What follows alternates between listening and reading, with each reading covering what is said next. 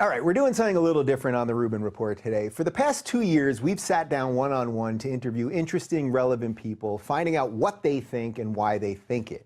Every week, I also try to share with you what's on my mind with an explanation as to why discussing the ideas of the week is so important. One of the things that we promised you when we launched on Patreon last year was that when we hit the 30K a month mark, we'd start expanding the show in new ways, such as hosting debates and doing more live streams. Well, just last week, we did 3 live streams with Carl Benjamin, a.k.a. Sargon of Akkad, Tim Pool, and Majid Nawaz. This week, we're going to host our first debate. We aren't quite at that 30K mark yet, but we wanted to offer this up as a tease of what's to come and show you that our commitment to bringing you new, engaging content is as strong as ever. So, joining me today are 2 former guests of the Rubin Report, and more importantly, 2 people that I'm proud to call my friends. Dennis Prager is a conservative radio host and author of several best-selling books. Michael Shermer is the founding publisher of Skeptic magazine and also the author of several best-selling books. I find both of them to be engaging, interesting, and unafraid to share their personal and political views. About 3 months ago, Dennis did a video for his YouTube channel, PragerU, in which he made the case that without God, there is no objective truth to tell us murder isn't wrong. A few days later, Michael made a follow-up video on why he believes that you can indeed have morality without God. Michael's response to Dennis was respectful and thoughtful, and I thought that it opened a door for us to have a conversation about one of the most fundamental issues about what it means to be human and to live a good life. So without further ado, I present you our first Rubin Report conversation, not debate, but conversation, with 2 guests who hold deeply held opposing beliefs, but who I know will be honest, decent, and respectful at the same time. Here we go.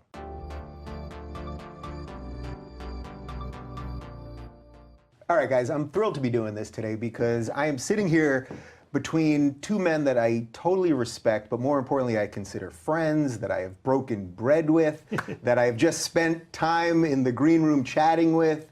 So first, let's do some intros. Here is Dennis Prager to my right, Michael Shermer to my left, and we're going to do something a little different today, a little different than I normally do. I've had both of you on the show before. We've talked about your ideas and let you say what you think about things. And today we're going to have a discussion on something that you guys feel very differently about, but I think can do it in a respectful, honest, and decent way.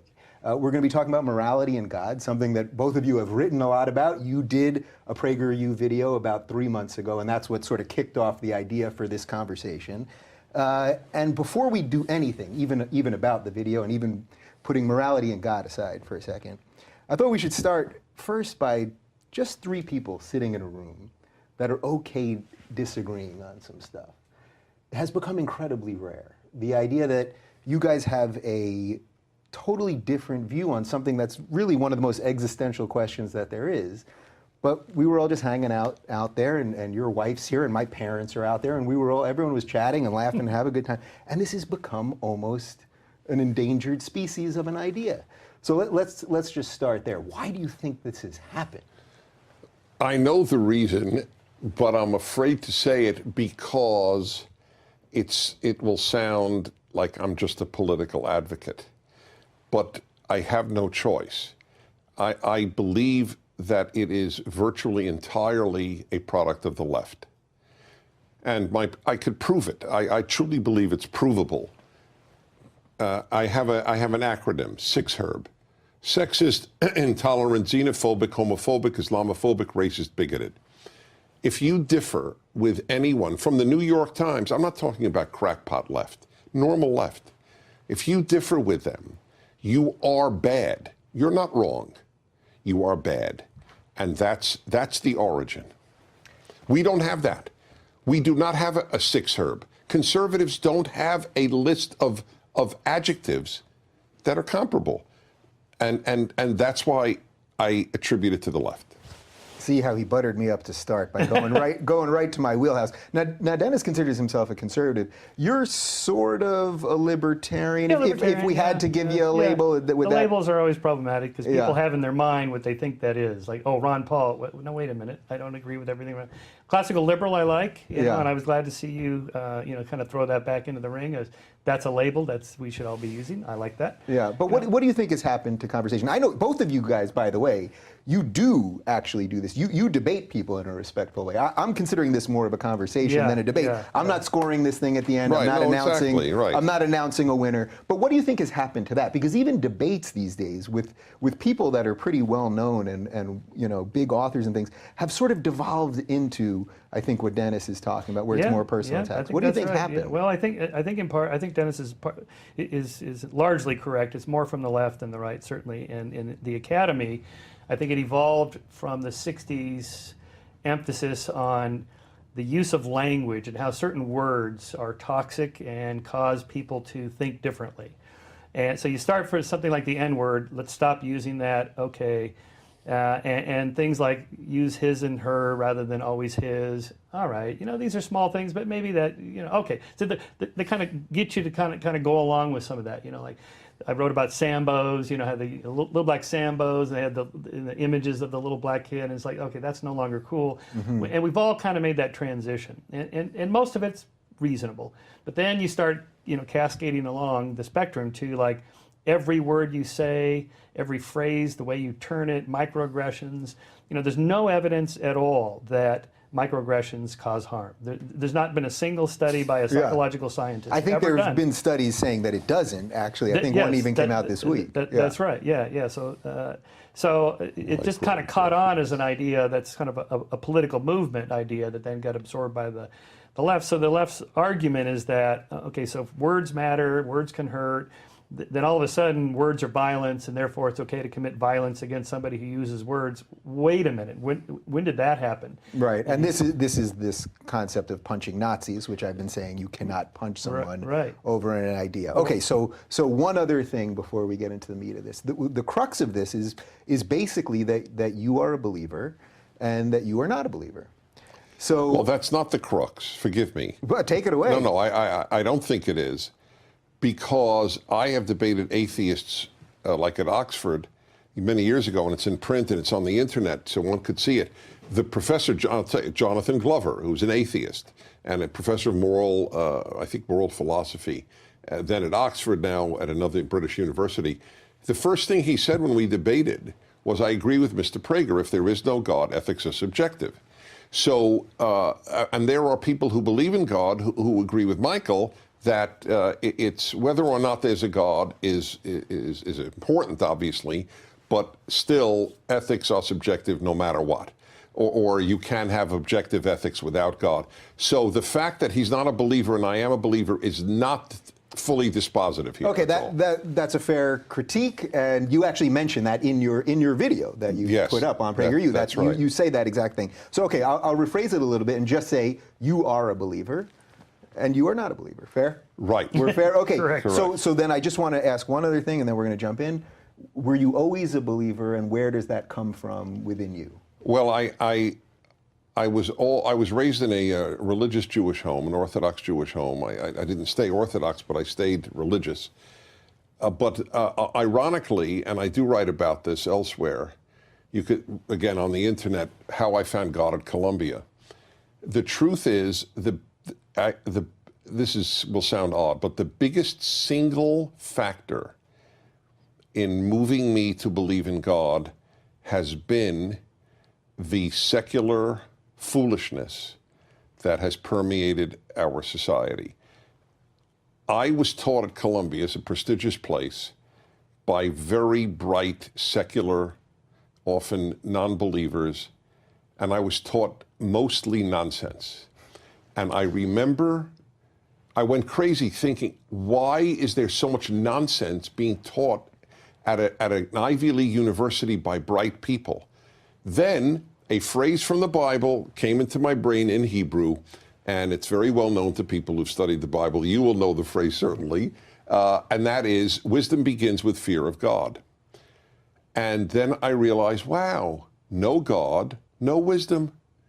And that has permeated my life. In other words, it is the anti-God crowd that has made me realize how important God is. It's not, God didn't appear to me, the religious have not convinced me. The irreligious have convinced me of the centrality of God to the world. So that's interesting. You didn't have the burning bush moment. I had the opposite. I had a frozen bush. Yeah. Yes, yes. I actually mentioned a few weeks ago on the show, I did hike Mount Sinai myself, and I was ready. I mean, I was about 21, and I was ready to see a burning bush, and I hiked at the wrong time of day, so I was, dripping with sweat, and I had eaten some bad pigeon in Egypt, so I was having some stomach problems on the holiest mountain on earth. That might be. And nothing happened when I got up there, and I really was ready. So for you, I mean, I know this, so I'm leading a little bit, but were you always a non-believer? Where did this come from? Yeah, so I was raised in a largely secular home. My parents were not religious. Neither were they anti-religious or atheists. It just never came up. And, when I was growing up in the 50s and 60s, that wasn't a thing. Like, what's your religious position? Are you an atheist? Atheism wasn't even a thing.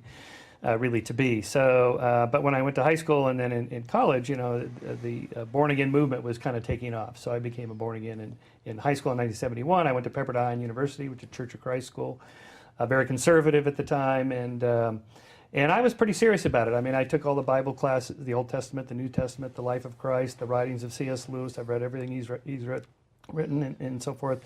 And then, and I even went door to door, because if you're an evangelical, by definition, you're supposed to evangelize. That's what you do. So, Amway with Bibles. Yeah. I did it, and I liked doing it. And then when I became, when I kind of gave that up, I wasn't really a militant atheist, because again, that wasn't really a thing in the late 70s and early 80s when I sort of dropped my religious beliefs. And, and so that brings us to this point that atheism isn't really a thing to be. It's just a lack of belief, full stop. So what do you believe? Science and reason and civil liberties and civil rights and equal treatment under the law, all these kind of Enlightenment values that we might call Enlightenment humanism or whatever, classical liberalism. Those are the things I believe in. I don't believe in atheism because it isn't a worldview. It's just, Sure. I don't believe in God, full stop. Now what?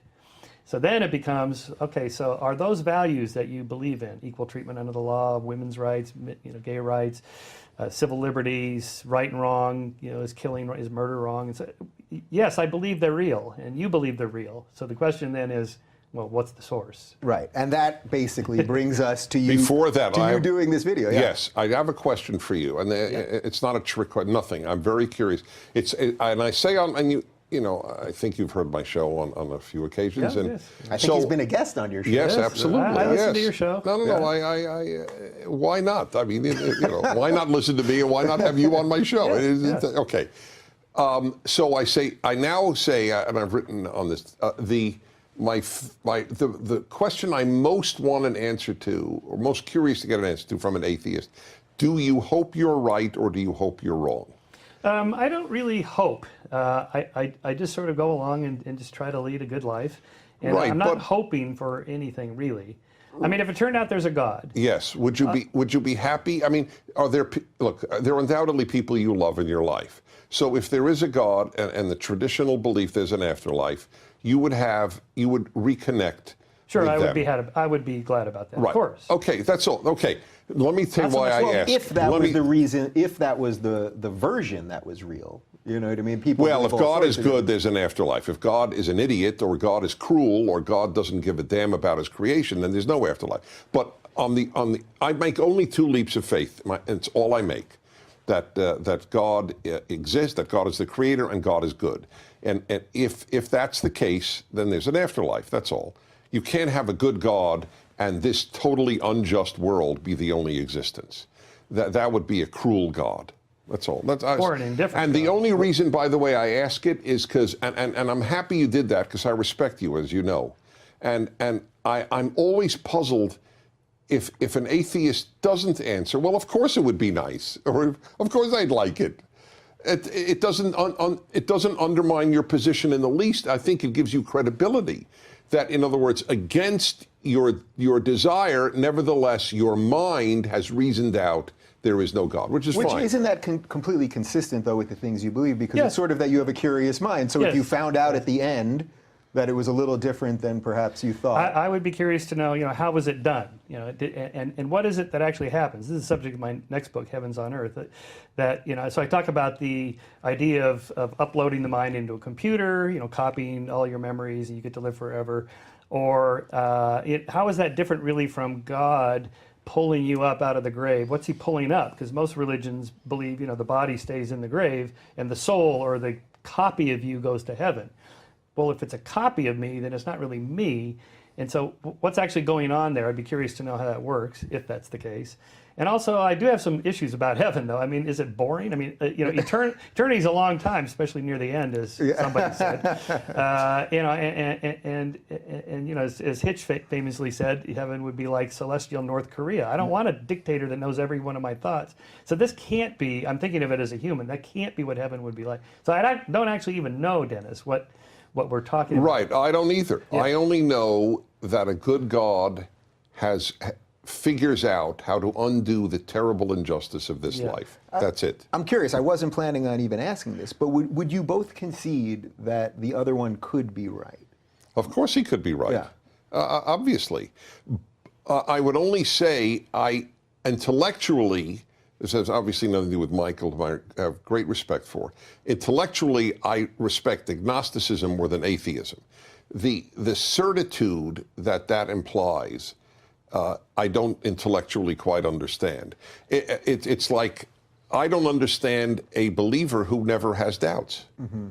I don't get it. So I don't understand an atheist who never has doubts. Do you think that's a fair critique? Because we hear that a lot about atheists. Right, These days, I think we hear it more than usual. So clarification on the term. So agnostic, technically, when Huxley coined the term, he meant unknowable. Not like you're waiting there for one more experiment or one more piece of data and then I'll make up my mind. He says it's just not knowable in any rational scientific sense. And so ontologically speaking, I'm an agnostic. We can't know. There's no experiment we're going to run. And there it is, 0.05 level significance, God exists. Right. Atheist, so there's strong and weak atheism. So strong atheism, I know there's no God. That to me is an indefensible position. So weak atheism, I just don't believe in a God. I could be wrong. That's the more defensible position. So that would be my position. Yeah, and I think that's sort of consistent with what you're saying. Well, more so, obviously. I mean, this is not obviously the subject, but it doesn't matter. There's a great dialogue anyway. I intellectually, not emotionally, not religiously, I don't get how someone can look at the universe and think it came about on its own. I debated Lawrence Krauss on the show, who said something from nothing. Yeah. So at a given point in the debate, I said, so what is nothing? He said, well, nothing is something. And you know how respectfully I treat people I differ with, because you've been on the show a number of times. Yep. And I was respectful, but I did say something to the effect, I'm now entering a sort of voodoo land. If nothing is something, then nothing isn't nothing. You can't have it both ways. Couldn't you have pulled some sort of rabbinical something out there? I probably could have, but yes, right. Much of it turns on what we mean by these words. So when a physicist like Lawrence Krauss talks about nothing, he doesn't mean it in the same way, say, a theologian might say nothing. Mm-hmm. Because there is no nothing in physics. There's always some energy field, a quantum foam field, something like this, that things pop out of. Like photons of light don't exist, and they pop out of nothing in atoms. So this already happens. Something comes from nothing. That all physicists agree, that's how light is formed. Okay, so why can't a universe do it? This is Lawrence's argument. So when he says nothing, he means something different. And I think at some point we kind of hit an epistemological wall when we talk about things like nothing, eternity, infinity. We as finite beings that are in a three-dimensional world or four-dimensional world, we can't really know what those words mean on some, say, cosmic sense. Yeah. Something outside of us. Do you think that could be just the great existential question of being a human, that we simply, we'll do this, we can go for hours if you want. We can have you guys clear out your evenings and do dinner here too. But like there's a certain amount of people in between, right? That may go, Prager's making a little sense and it'll move me that way, or Shermer's making a little sense and it'll move me that way. But that most people, at a certain point in life, you can't get them to move too far.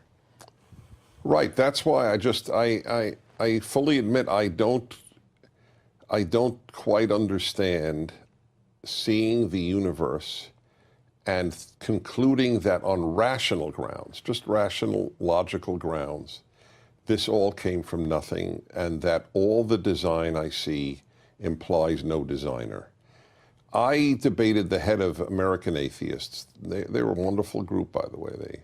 And I always say they gave me the check that day, which a lot of religious groups do not do. So I just want to be clear. Yeah. Was this David Silverman? I don't recall the name. Okay. I feel bad. Okay. But they had their annual convention in Minneapolis, and I debated their head. And I looked at the audience at one point, and it just struck me to ask them. It was very spontaneous. I said, how many of you, please raise your hand, if you have ever doubted your atheism? And not one hand went up. Although they maybe were afraid to raise their hand in that community like here. Well, all right, that's possible. Which is an interesting point, actually. But I made the point, though. I said, look, when a child is born with terrible deformity, every believer I know goes, where's God? So when a child is born perfectly formed, why doesn't the atheist go, wow, it doesn't seem that it's completely random. Well, not random. It's still a wow moment for all of us. Well, no, wow, but it's a random wow. Not random. Well, it's either design or random. No. So the forces of nature are not random.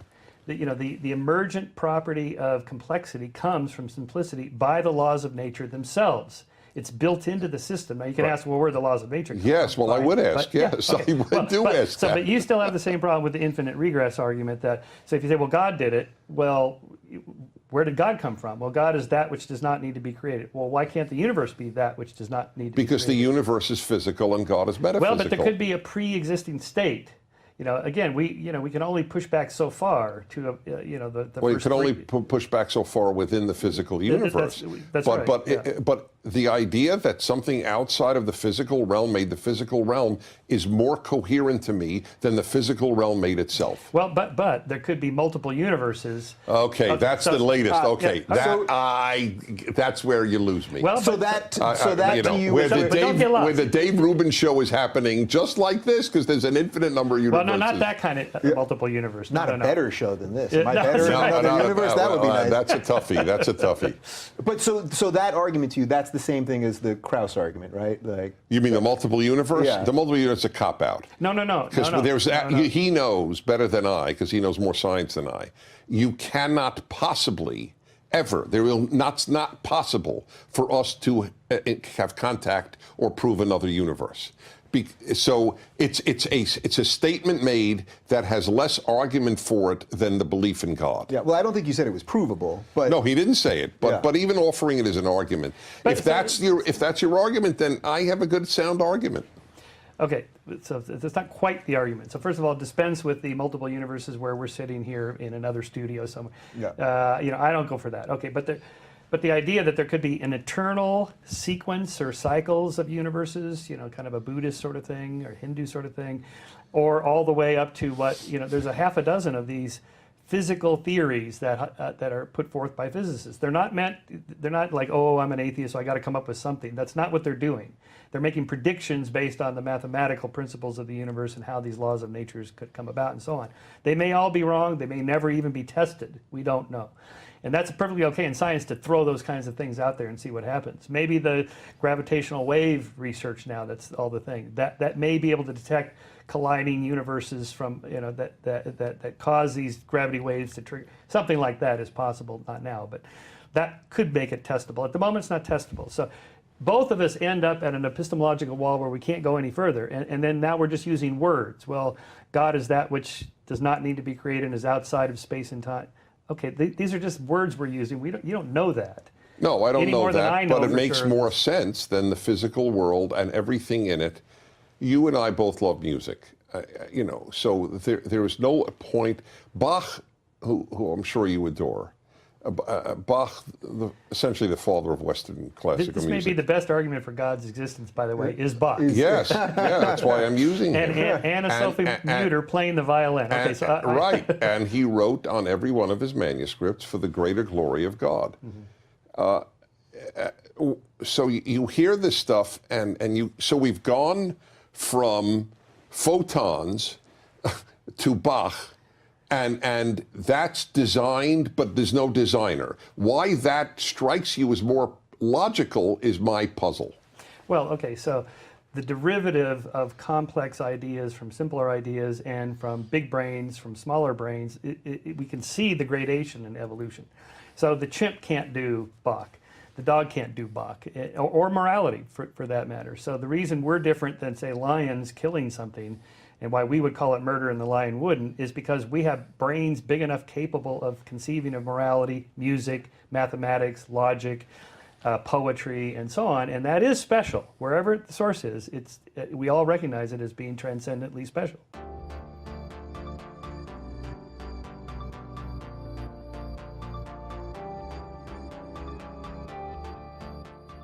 So we've done about 20 minutes, and we haven't really mentioned morality or what the purpose of your original video was and your counter video. Now I watched them both again this morning because I really wanted to have them fresh in my mind, and I kind of struggled with how exactly I was going to frame this, because I thought, well, maybe if I just go off your video that would be the right way because you did the counter video. Then I thought maybe I need to bounce back and forth between a few things.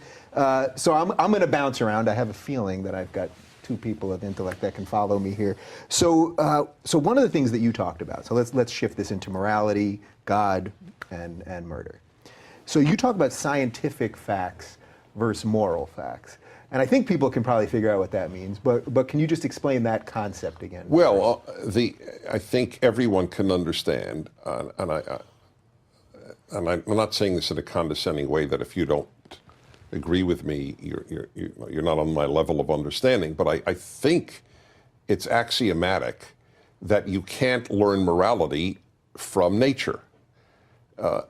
Nature, especially if you believe in the survival of the fittest, if that's your guideline, and that was a guideline for people like Hitler, that he actually did say that, but even dropping any reference to a given mass murderer, science doesn't tell me to be honorable. Science doesn't tell me to do anything against my self-interest. The selfish gene, written by an atheist, that we're composed of selfish genes. You need a mind, and you need, I believe, an outside source to say this is what is right, this is what is wrong, because science doesn't tell you that. That's all. I don't even think that's debatable.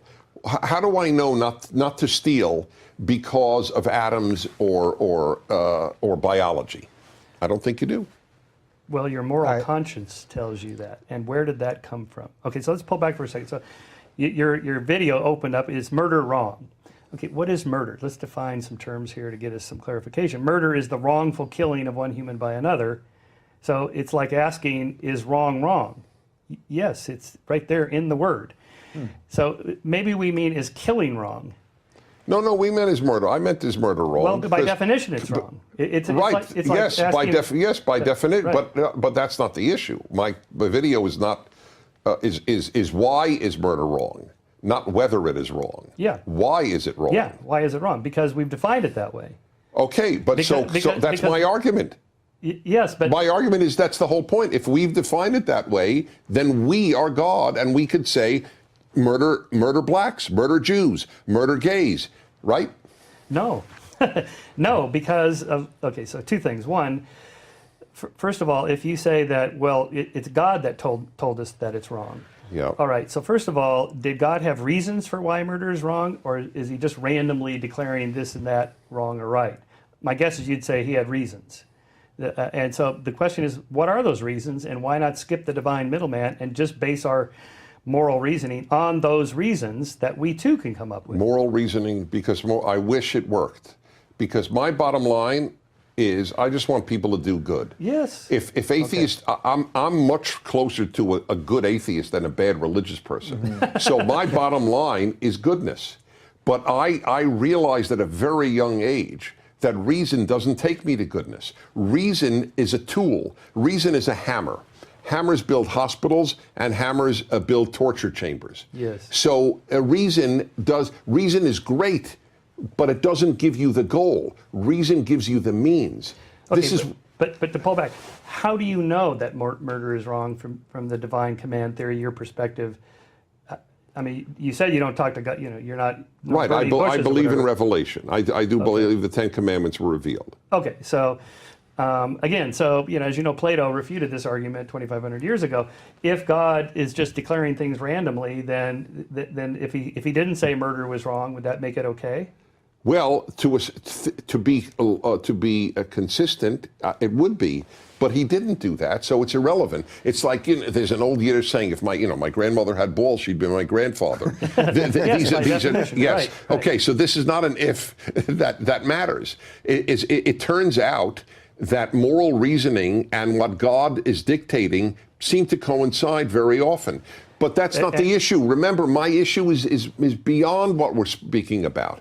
There is no, forgetting murder for a moment, there is no good and evil if there is no God. There are only opinions about good and evil, just like beauty. Do you think there's an objective beauty? I think there's a basis to it, yes. What does that mean? There's an evolved propensity to prefer some characteristics in people and landscapes. All right, but it doesn't make something beautiful, objectively speaking. Okay, but what do you mean by objective? Objective, that it has just this, objectively, this cup, this glass exists. So it's not just it's not your my opinion opinion. and my opinion. That's correct. Right. Okay, so I think moral values actually have a factual basis that are like the glass. A little more complicated, but based on our human nature so you mentioned the selfish gene. We do have our inner demons that cause us to want to be selfish and greedy and avarice and so forth. But we also have our better angels. That is, it pays to be cooperative, nice, altruistic, and caring and loving for other human beings, particularly those in your tribe. And it benefits your selfish genes to be nice to other people. Now, immediately in your immediate family, extended family, and your community, and studies show this does pay off. Now, unfortunately, we're very tribal to other people who may be threatening our empathetic notions about our fellow beings. But that's an evolved characteristic. We can see it in primates, in children, and so on. There's a deep sense from the moment you're born of there's a right and a wrong. And that comes from this evolved propensity to survive in a social community. You can't survive by murdering, cheating, lying, and so forth. And so that's where it comes from. And I consider that to be transcendent of you and me. It's not my opinion, it's not your opinion. It belongs to the species. We're born that way. Lions don't have that. Chimps don't quite have that like we have it. And so on. There's a scale of this. So one of my favorite videos from Franz de Waal is the two little capuchin monkeys that are each taught to swap a pebble for a grape or a cucumber slice. So the pebbles are like money. So so you see this video where the experimenter gives the one a pebble, he gives it back, and he gets a cucumber slice, he eats it, he's happy. Then the other one does the same thing, and he gets a grape.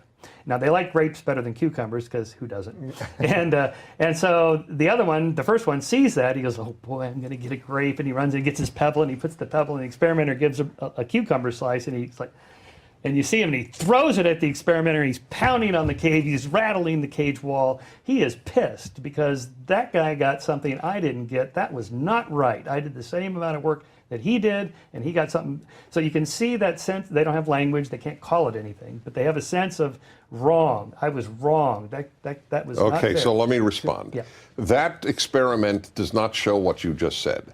That experiment shows that he's pissed on his behalf. You find me one monkey on the face of the earth that rattles the cage because the other guy was wronged, then I will take that argument seriously. Actually, this is completely selfish-based. Number two, you mentioned children. So you have raised... Not okay. Yes, it is selfish-based, but it's about what's right and wrong. What's fair. For me. Yeah. No. Right. So it's not about right and wrong. It's about me. I feel gypped. That doesn't count. But that's they don't rattle cages on behalf of other monkeys. No, it's a sense of fairness. Like, I want what's right for me. Yes, for me. And then, but I don't want what's right for you, fair for you. So what does it take for us to scale up for me to care about what's right for me, to care about what's right for you? It takes transcendent morality. It doesn't take selfish genes. Take children. You mentioned children. Yes. The idea that we could learn that children are born with a strong moral sense. I mean, you've read Lord of the Flies. I think that's far more accurate. Let me just ask you a question. You raised a child, right? And so I just want to ask you, how many times do you feel, roughly, you told her, say thank you? 10,000? No, not that many times. No? I think you just have to nudge him a little bit. Nudge him a little bit. Yeah, oh, please. But the All research, right. on child development shows that I told my sons, at each of them, at least 10,000 times in their life, say thank you. If they were inherently good, they would, first of all, never have to be told the first time. Dennis, not and certainly not many other times. Not black and white. They're all good or they're all evil. No. But don't say we can learn that we have this great built-in sense. Then why did the world stink? Okay, read Paul The world Bloom's is book. filled. Why is slavery universal? Rape universal? Murder universal? Well, we know goodness is rarer than all of these terrible things. But it's been changing, and there's a reason for that, and the reason is reason. Ever since the Enlightenment, we've been changing the conditions of society, politics, economics, and social systems to emphasize the better angels and sort of attenuate the inner demons. And we know how to do this. It's sort of like a behavioral game matrix. Like, okay, we're going to increase. So if we had this debate 200 years ago, right before the Enlightenment, you would have agreed with me? I probably would have been religious, and we probably would have been on the same page on pro-slavery and so forth. Well, I do think this is an interesting point, because when I had you on just a couple months ago, and you were arguing for morality through a Judeo-Christian value, a lot of people were saying to me, he's actually just arguing for Enlightenment values, which I thought was... I think so. I think that's the case. No. I think your beliefs I think have been influenced by the Enlightenment very much. I can't answer you. I having been raised in my specific case, which is it's truly irrelevant to the point, but in my specific case, I assure you, I was raised in an Orthodox Jewish milieu. Half the day Hebrew studies in Hebrew of the Bible and the Talmud and so on, and half the day secular studies. If I would have said to one of my rabbis from Eastern Europe, the French Enlightenment, he would have looked around and, was that the name of a new I don't know, well, not rock group. He didn't follow rock groups. Right. But anyway, he would have thought maybe it was a food, French Enlightenment. Right, but that might have showed the limitations of his thinking, though. Yes, I agree with you, but that's not the point. The point is, what influenced me more? I don't know.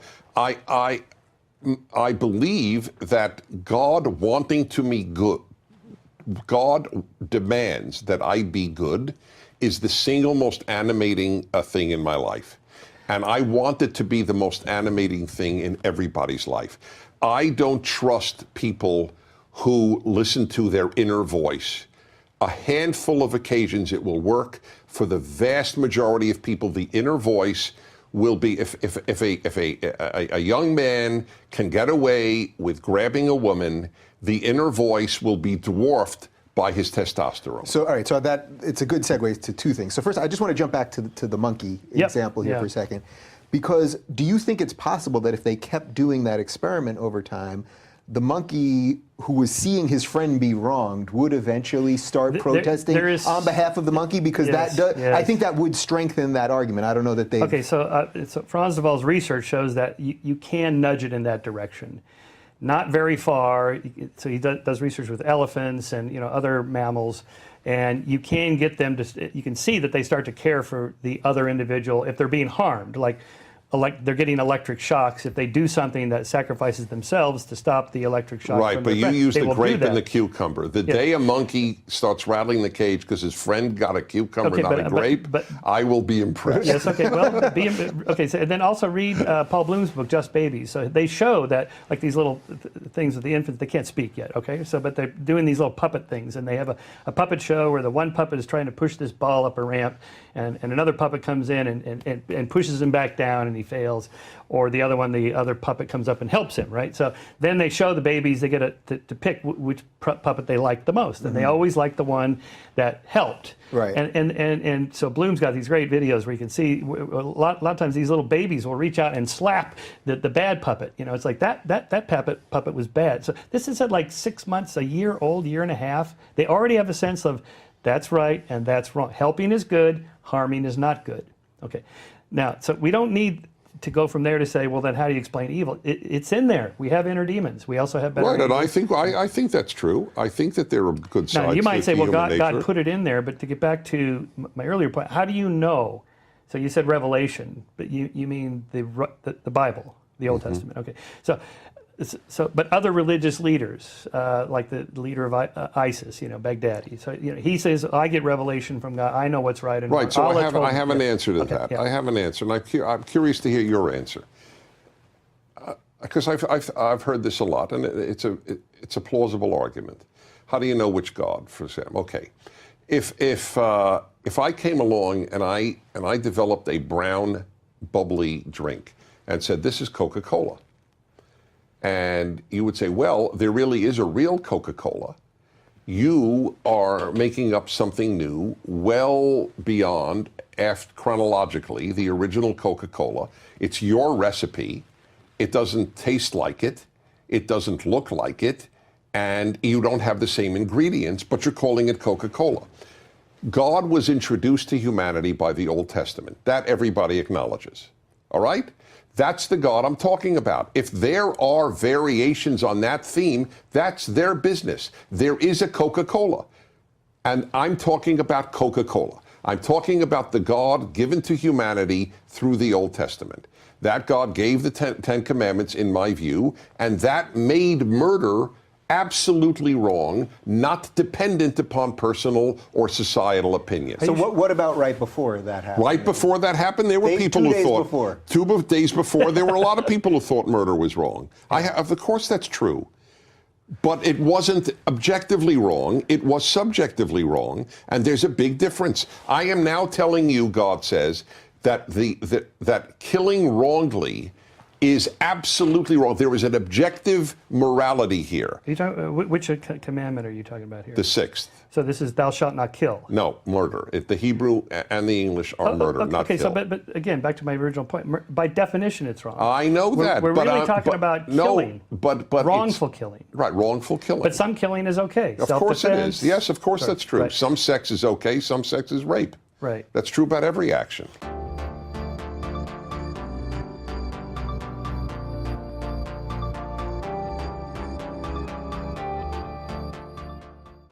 All right, so how much of this then to you is the micro versus the macro? Because I sense you're actually conceding a little bit of ground in that you don't think that Michael is going to murder anyone, but that you think that for society as a whole, so that his atheism... That's right, because his atheism is okay, what but is for society as a whole... What is the legal statement? Bad cases or exceptional cases make bad law, whatever it is. Of course there will be individuals... So look, my favorite analogy, seatbelts save lives. Is that a generalization? It is true. Is it true in every single case? Of course not. Sometimes you die because you wore a seatbelt. It choked you, you couldn't get out of a burning car or whatever. So if there are two people, one, they're both moral. Michael Shermer's moral, this guy's moral. The guy who thinks God will judge him for his behavior, I trust in the final analysis more than the person who only has to answer to his own conscience. I am not a big believer in humanity. Unless the guy says Allahu Akbar just before he You're right. tells you. You're right. That's not the God I'm talking about. But So if we had an imam here... So then, all right, so fine. So then I'll give you, so Mao Zedong was an atheist. I didn't saddle you with Mao. Mao killed 80 million people. But you addressed that in your video, don't you? That what they had replaced with religion was a different ideology. Yes, was an atheist religion. Yeah. Of course. Yeah. But that's well, not an atheist religion. Communism was an atheist religion. Well, of course I know, it was. But that's not, people don't kill in the name of atheism. They kill in the name of some economic ideology. Or whatever, right, or racist, or I understand that. Doesn't matter, though. Yeah. You first had to get rid of God. I'm not saddling you if you believed in God, Mao killed you. No, I don't want to saddle you with the ISIS thing. I'm just saying, if we had an imam here and he said, well, we believe in revelation also, and ours came in the 7th century, and you know. Yes, that's fine. Okay. So I'm telling you that the God that you and I are talking about was revealed in the Old Testament. That's the God we're talking about. That another man makes another claim, may he live and be well, it is irrelevant to my argument. Okay. Okay, there are people who believe God has, 12 heads and is a turtle. I can't deal with that. I'm just dealing with the God who gave the 10 Commandments. Okay, but so that, though, how then do you square the people? I mean, remove the 3 monotheistic religions, and I'm not talking about the guy that believes in a turtle with 12 heads, but just other religions, just other, polytheistic religions that have existed for a long time that do have a basis in morality. Or Buddhism, Hinduism. Buddhism, Yes, Hinduism, all of those and things. I think it's terrific where I don't think that the Buddha would have argued that morality is objectively real. I've studied Buddhism. I'm not a Buddhism scholar, but he sought inner enlightenment. The Buddhist project is not to make the world moral. It is to have the individual transcend his ego. And there's great value in that, but it's a different aim. So what do you think about the micro versus macro Yeah, thing? Because I think it's a good- I know you pretty well, and I'm pretty sure this thing's not going to end with you murdering the 2 of us. Hopefully. But I do think there's some legitimacy to the argument that on a societal whole, if Yes. everyone just starts listening to the thing in there, people are kind of wacky course. and are going to do crazy things. And we have Totally. evidence because we've already just mentioned ISIS and all kinds of other Yes, things. that's right. So what do you think Yeah. about that? Yeah. It's the small, the individual versus Yep. the collective. No, it's a perfect point. So you and I are both fans of the Founding Fathers and the Constitution and so on. And we were just talking about the Hamilton biography and what a genius this guy was, Jefferson, and so on. I don't think they were channeling Moses or Jesus of the Old Testament. They were channeling Hobbes, Locke, and Rousseau, Aristotle, all the great philosophers who came before that thought, what's the best way to structure a society that we attenuate the inner demons and accentuate the better angels? All right, we need 3 structures, 3 judicial. I'm sorry, branches of government. 3 branches of government. Yeah. Sorry, We don't really use them anymore. That's why it's not on the tip of your tongue. We need the Supreme Court, and we need local court. We need a rule of law. We need a police, military. So basically, all that was sort of a science or technology of social structure. How can we do this? Because people will act on their own best self-interest. That's why we need checks and balances and so on. And that didn't happen in very many places in the world, and historically, only a couple of times has that happened. So it's a unique experiment, and in a way, the social contract, let's call it that, is a transcendent, objective form of moral, legal, social system by which we're going to live so that we all flourish and survive and flourish and have a more moral lives. And it works pretty well, even though, like in your seatbelt example, doesn't always work, but it works better than all the other systems. And to me, it feels transcendent in the sense it's not my opinion, it's not your opinion. These guys set this up. It's been tweaked and tweaked and tweaked. It's like an experiment. That's why Jefferson called what we're doing an experiment a lot. He said we're running the experiment. Tweak the variables, have another election. Tweak the variables. The Supreme Court says no, we're going to do this. Let's change that. That to me feels objective, in the sense of it's outside of me and you. It's not just opinion. Right. I don't know why it feels objective, because they were opinions. They were great opinions. We both adore these people, but they were opinions. I just have to take issue, though, this one is not this, contrary to everything else we spoke about, this is not an opinion issue. This is a factual question. And I just factually disagree. Every single one of the founders, except for Thomas Paine, was a God-centered person who believed that without God, the American experiment would not work. Washington said it in his famous inaugural address, or his farewell address, I should say, where I'm paraphrasing. He is a fool who thinks that we can have a moral society without religion. Jefferson wrote the Declaration of Independence. We are endowed by our Creator. Because if the Creator doesn't endow us with inalienable rights, there aren't inalienable rights. Well, of course, as you know, Jefferson was a deist, not really a... No, but wait, deist in those days is not what deist today means. You believed in a Creator, and that ended the issue. They all believed in a providential God who interfered in human events. Benjamin Franklin, in his autobiography, wrote, "I believe in a God who works in history and who judges all people, and in a hereafter." Franklin and I have the same exact theology. He wasn't an Orthodox Christian. Most of them were not. That's true. But they were all God-centered, and the God was the God of the Bible. So you can separate that sort of God-centered view that they had from the fact that they very clearly wanted a separation of church and state. That's a separate issue. They feared the overreaching power, not only of government, but of religious theocracy. But they had a bigger fear in a society that would abandon God as the root of rights and human worth. That was as big a fear as any. So do you and think, by the way, separation of church and state, and we all know, but it's worth just noting, is in one letter that Jefferson wrote. It's not in the Constitution or anything else. Actually, one of my favorite moments in the Hamilton biography is where he's later asked, "How come you didn't put God in the Federalist Papers and the Constitution?" And he said, "I forgot."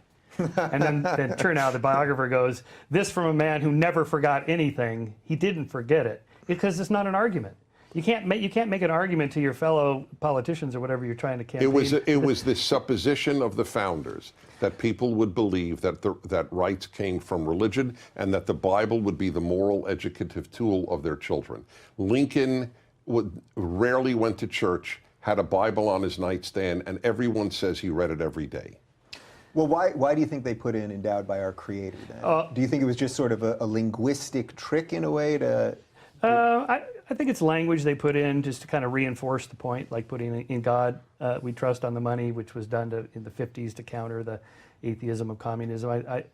And I think also, to your point, I think there was a sense in the Founding Fathers that we can't police everybody. It's a big, open country. We can't have, policemen on every corner and so on. It would be good if everyone had an internal policeman. Exactly. Yeah. I totally agree with that. Well, I don't think we need that anymore in the sense that now we have we're better? People are kinder today? Oh, absolutely. Well, the American experiment is unraveling. I don't think so. Fine. You have more optimism about what's happening in the country. You should be super optimistic. The Republicans are running the show. Yeah, so but I think you have bigger fears related to maybe media. And well, that's a separate. That's a whole other thing. Look, all I know is 50% of kids, according to Pew, do not believe in free speech. For hate speech. I think that's a problem. We already agree on that. Yeah. Okay, I know we agree. That's my point. Yes. I think that the American Revolution is being undone. Equality is supplanting liberty. The French Revolution is defeating the American Revolution. All right, you know what? Let's hold that to the end, because I think that's where we can all sort of come around and tie this nicely together. So, but just circling back, because I'm glad you brought it to the political part of this. When I see all these people on the right that often talk about God publicly, politicians, let's say Ted Cruz or something, he'll also say, I'm a constitutional conservative and I'm an absolutist. Now, I believe that the Constitution is probably the greatest political document ever made. I wish we could be governed by those three branches of government that we're supposed to be. I wish we were doing things the way that they are written. Unfortunately, we're not, for a series of reasons. But do you think so you just don't think that would be enough? That the Constitution simply would not be enough. Right, and the founders would have said it's not enough too. That's my point. It's not. It's my opinion, obviously, but I believe it was their opinion too. They understood that human nature is so anarchic that without believing that I am morally responsible to a moral God, the society will fall apart. And I think they're right. I would prefer to believe that people can internalize moral values such that intrinsically it's good not to do this just because, full stop, not because I'm being watched, there's an eye in the sky, not because I'll get rewarded later, but because it's just good to be good. Would you prefer that people work hard without getting paid? Well, it depends what they're doing. And anything, a waiter, it doesn't matter, a factory worker. I believe people should be paid, yeah. Exactly. Okay, but so wait. Why is that less, because work is not moral.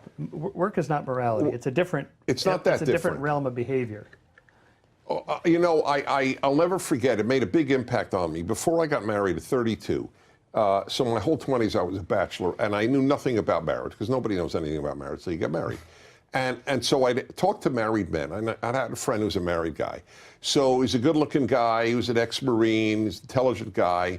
So I said to him one day, I said, Bob, I'm just curious, and you were close enough, did you ever cheat on your wife? And he said, you know what, then it's funny you should ask, because obviously I got to know, I'm tempted. I travel a lot. It's tempting. And he said, I'm not at all religious. I never go to church or synagogue.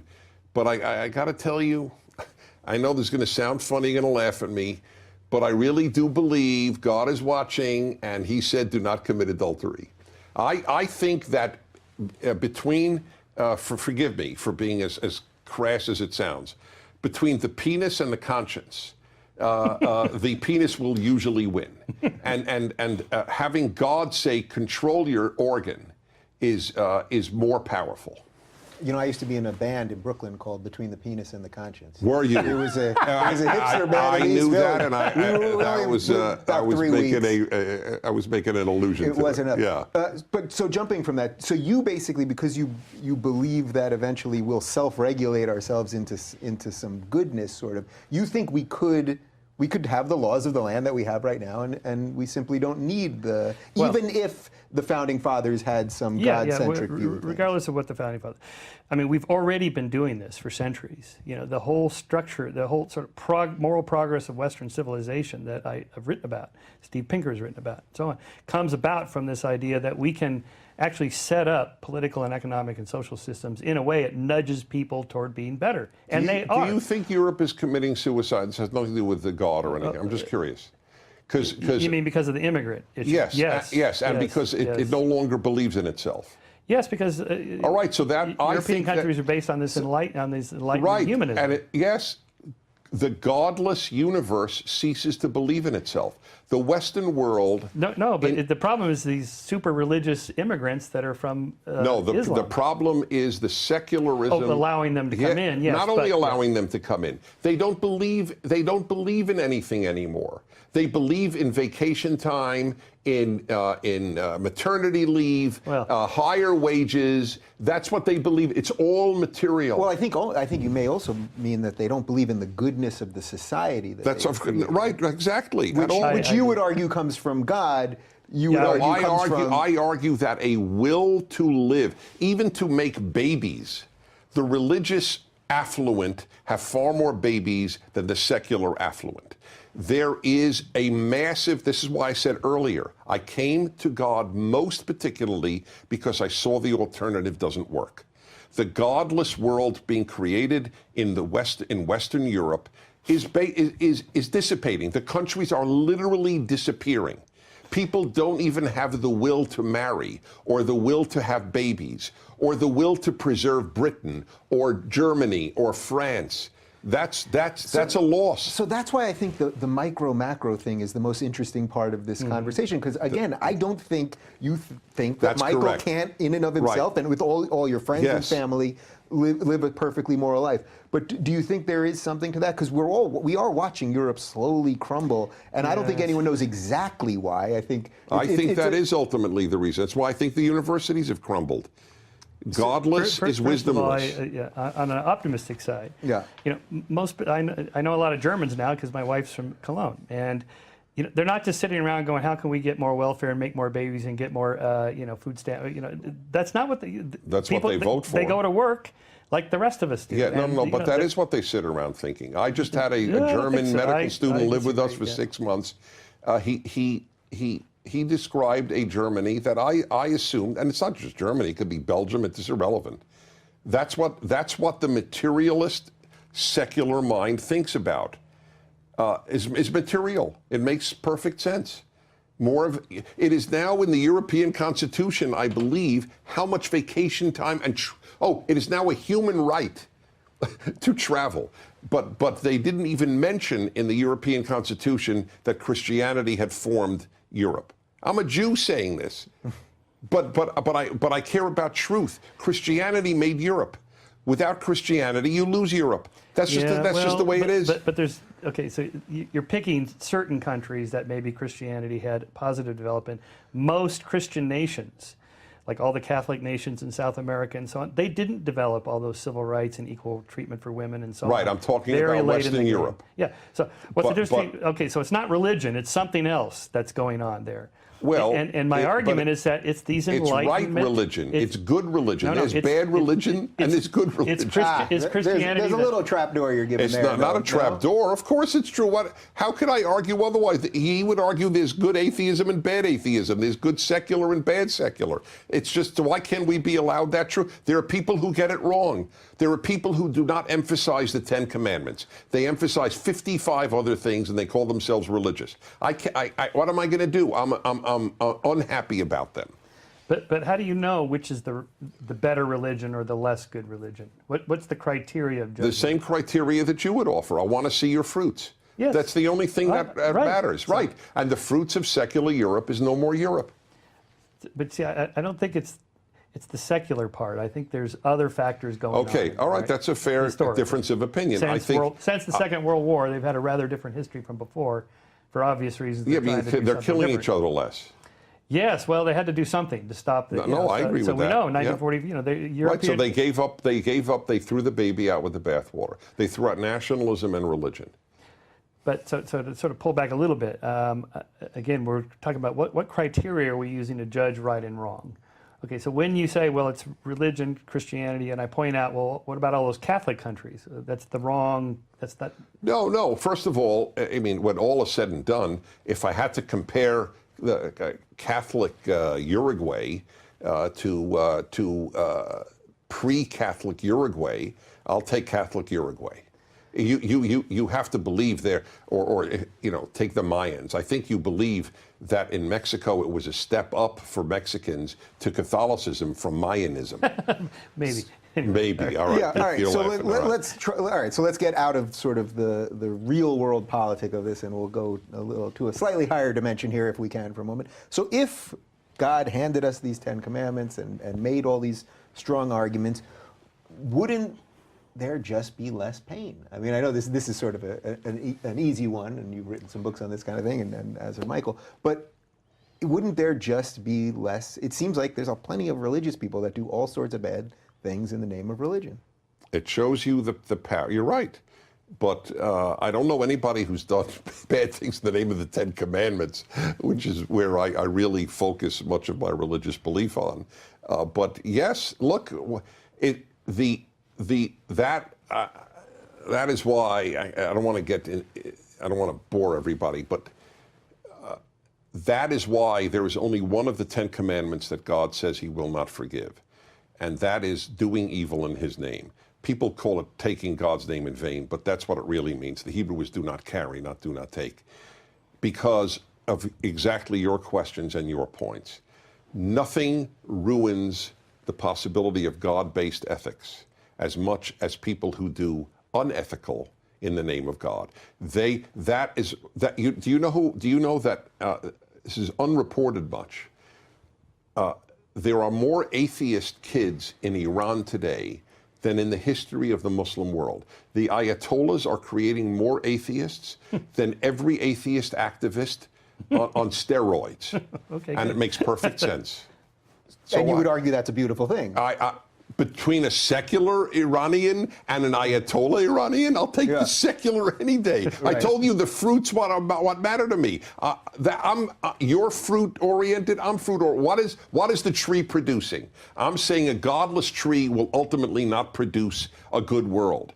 But I rather have a good godless person than a bad God person. Yeah, is that sort of the irony? Is that in a weird way, the secular person or the non-believer needs a little bit of sort of the crazy religious stuff, in this case the Ayatollah, to actually, that makes it easier to breed some of the things that you believe, rather than Michael Shermer showing up in Tehran and going, guys, let's talk about. I'm not going to Tehran Right. to proselytize for atheism. But is that sort of ironic in a way? Absolutely. And I think there's that is some why, irony. by the way, parenthetically, I am very disappointed in the Western religious world. There should have been 100,000 rabbis, priests, and ministers gather in Washington or London or I don't care where, as a protest against all the evil done in God's name in the world today.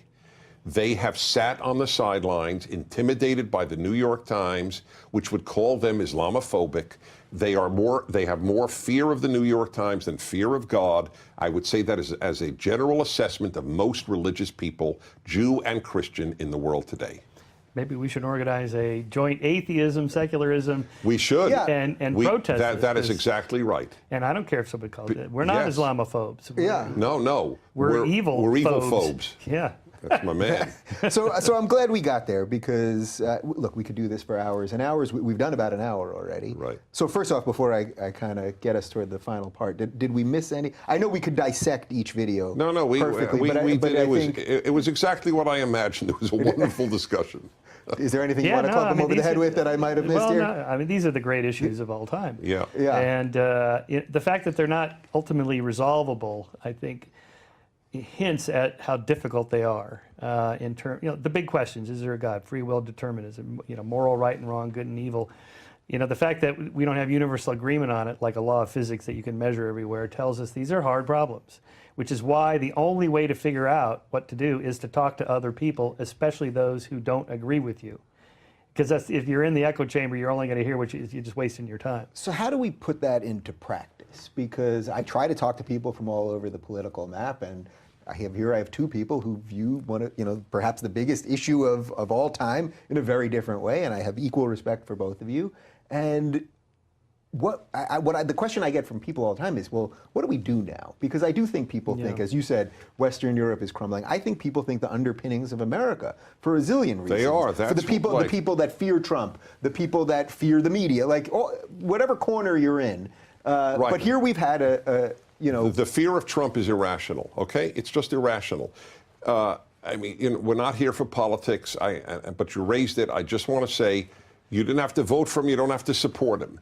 But there is a hysteria, like Russian collusion. It was all hysteria. Like he foments anti-Semitism. It was all hysteria. You know who called in 90% of the hundreds of threats to Jewish community centers? An American Jewish kid living in Israel. And the others that he didn't call in were called in by a black radical who wanted to frame his ex-girlfriend. Yeah. So now it's all Trump. It's all over. No, nobody talks now about all this anti-Semitism in America because of Trump. It's funny. They do lie. When that was happening, I actually purposely didn't tweet about it because I saw everyone getting on board and saying it's all Trump, it's all Trump. And I remember thinking, this just seems too easy. I want to wait a little bit. And then, of course, you end up right. So how do we take this? Yeah. How do we take the richness of this and go, all right, we fundamentally believe something so different, but we actually still want to live in the same society? Yeah. Because I don't think you guys are going, well, even if you think that the ideas that Michael has pushed here aren't going to be good in the long run for your society, or you think that we're allies in the cause of liberty, and that's where I want. That's where I wanted to go. Liberty and freedom of speech and so on is the fundamental right that trumps all the other. Well, trumps. It's the basis. It's beneath all the other stuff we're talking about. And so isn't it interesting that you both can get there? Yeah, absolutely, and I'm encouraged by that, and as well as I'm not sure what you call what you're doing, alternative media to the mainstream media, or the internet media. I call it something different in every universe that I'm doing. Okay, yeah, I don't know what the right word is, but I'm really encouraged with shows like yours, Joe Rogan's, Sam Harris, and these are great shows. I mean, the most interesting conversations that I listen to are there, not on CNN or whatever. No, this is where it's at, and this could be the future, where even academics who are seemingly hopelessly lost here will see, like this Jordan Peterson guy. He can make more money on Patreon than from the university. Maybe that's the future. It's like just talking to people like we're doing. Look, I know Prager University, we tell people get a free education. We'll have 400 million views this year. Right. And the greatest single percentage is under 35 years of age. All right, so then I have one final question for you both. What would be your greatest sell if someone that's listening to this that is an atheist, they've just come to that conclusion, and if they didn't want to be not convinced, they don't want you to convince them to not believe, but they want to be convinced of wanting to live in the same society as you, what's the greatest? Well, I gave the argument earlier. The founders did understand that without God, a limited government won't work. Just as you said, we seemed to that was an area of agreement, it seemed to me, and I don't want to put any words in your mouth, God forbid.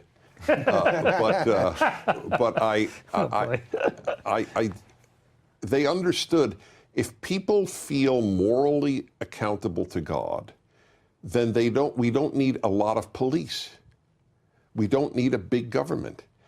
Government rises in the West as God diminishes in the West, and in the United States or in Europe, because somebody's got to police people. Somebody's got to dictate what happens. The government substitutes. I don't want big government.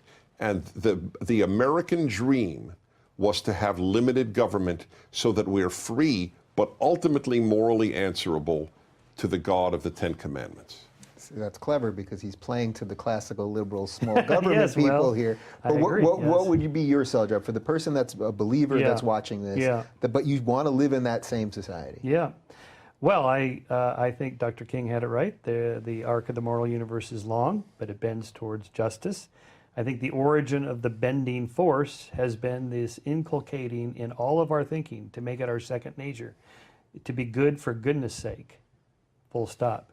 Now, we're a long ways from getting there, but we're better than we were half a century ago, better still than a century ago, and so on. I do think I think that moral arc is built into the structure of society, the way we keep tweaking it. It's like an experiment, and I think we need to keep running the experiment, and that open, free dialogue and speech is the only way to keep tweaking it in the right direction.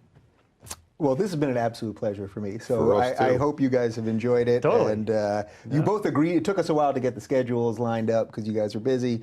But I'm glad we did this, and I hope we can do something like this again. We can Sounds great. figure out some other existential things. You do a great job, to by the crack way. You through. really do. I just kind of turn this way a little bit. and then You I- know what? I have no reason to patronize you, so I'm not. But your questions evince sincere curiosity, and that's a big deal. Strangely, I think doing something that should be common these days. It should be. Well, Yes. thank you for that, and thank Right. you for coming in, and thank you guys for watching. And yes, we are going to do more of these. I've got a couple interesting ones lined up. So it's youtube.com/Ruben. You're watching this right now, so I didn't even need to say that. Thank you.